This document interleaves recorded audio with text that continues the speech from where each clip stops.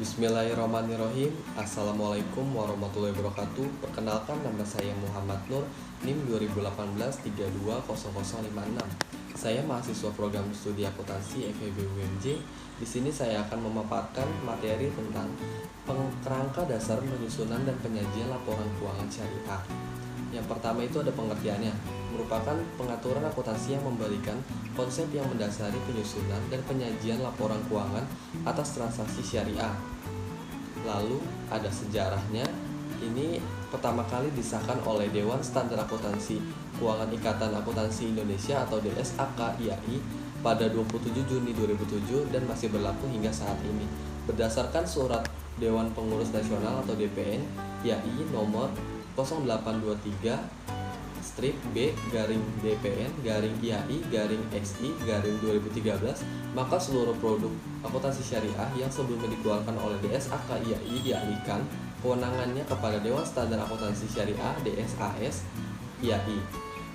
Kemudian di sini ada tujuan kerangka dasar syariah, itu untuk membantu yang pertama penyusun standar akuntansi keuangan syariah dalam pelaksanaan tugasnya. Yang kedua, penyusun laporan keuangan untuk menanggulangi masalah akuntansi syariah yang belum diatur dalam standar akuntansi keuangan syariah. Yang ketiga, auditor dalam memberikan pendapat mengenai apakah laporan keuangan disusun sesuai dengan prinsip akuntansi syariah yang berlaku umum. Yang keempat, para pemakai laporan keuangan dalam menafsirkan informasi yang disajikan dalam laporan keuangan yang disusun berdasarkan standar akuntansi keuangan syariah.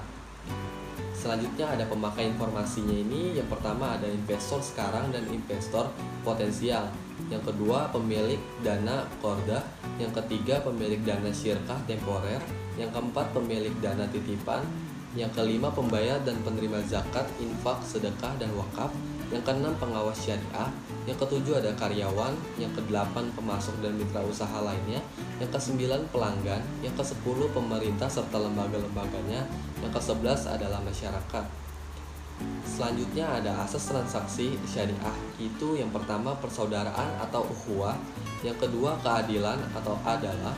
Yang ketiga kemaslahatan atau maslahah. Yang keempat ada keseimbangan atau tawazun. Yang kelima ada universalisme atau syumuliyah. Lalu ada karakteristik transaksi syariah. Di sini yang pertama itu tidak mengandung unsur riba. Yang kedua tidak mengandung unsur kezoliman. Yang ketiga tidak mengandung unsur maisir. Yang keempat tidak mengandung unsur gharar. Yang kelima tidak mengandung unsur haram. Lalu di sini ada bentuk laporan keuangan syariah. Itu pertama, posisi keuangan entitas syariah disajikan sebagai neraca. Yang kedua, informasi kinerja entitas syariah disajikan dalam laporan laba rugi. Yang ketiga, informasi perubahan posisi keuangan entitas syariah.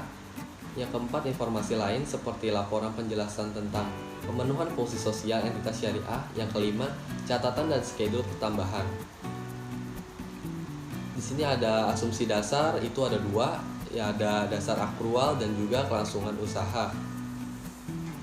Karakteristik kualitatif laporan keuangan itu dapat dipahami atau understandable. Yang kedua, relevance.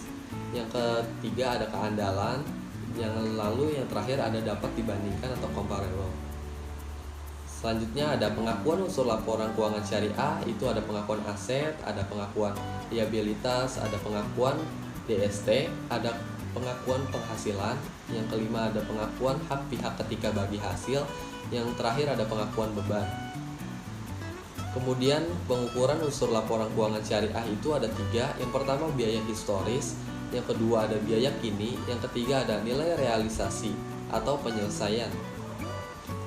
Berikut ini adalah sumber yang dijadikan rujukan dalam menyusun materi mengenai KDPPLKS ini. Terima kasih atas perhatiannya, semoga bermanfaat. Wassalamualaikum warahmatullahi wabarakatuh.